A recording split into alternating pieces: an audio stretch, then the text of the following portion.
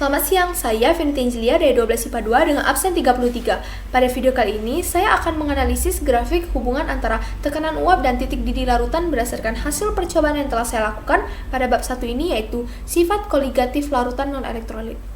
Pada layar telah saya tampilkan laporan hasil percobaan yang saya lakukan mengenai sifat koligatif larutan non-elektrolit. Baik, pada percobaan pertama yaitu pemanasan 1 liter air pada wadah terbuka, kemudian pada percobaan kedua yaitu pemanasan 1 liter air ditambah 2 sendok makan sirup berwarna hijau. Di sini merupakan grafik dari pemanasan 1 liter air di mana sumbu X menunjukkan waktu dalam menit dan sumbu Y menunjukkan jumlah gelembung gas.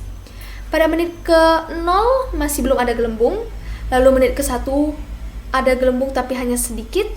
Menit kedua mencapai 50 gelembung, lalu menit ketiga sekitar 170 gelembung, menit keempat 330 gelembung, menit kelima hingga 5 menit 20 detik sekitar 560 sampai 670 gelembung. Lalu pada grafik kedua merupakan grafik menguap dan mendidih air ditambah 2 sendok makan sirup berwarna hijau, yaitu pada menit ke-0 dan ke-1 masih belum timbul gelembung sama sekali. Menit kedua timbul gelembung sedikit. Menit ketiga gelembung yang dihasilkan sebanyak 120. Menit keempat sekitar 250. Menit kelima hingga 5 menit 40 detik sekitar 450 hingga 620.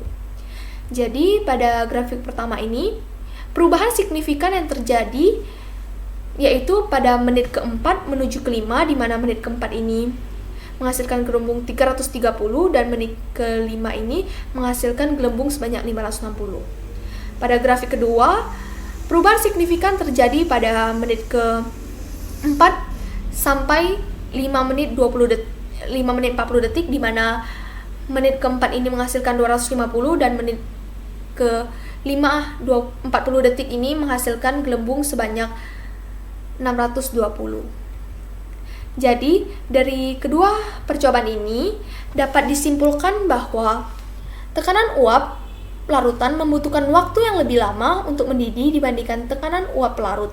Hal ini dikarenakan tekanan uap larutan belum mencapai 1 atm sehingga tekanan uap pelarut terjadi penurunan. Kemudian hubungan titik didih pelarut dengan titik didih larutan yaitu titik didih larutan lebih tinggi daripada titik didih pelarut.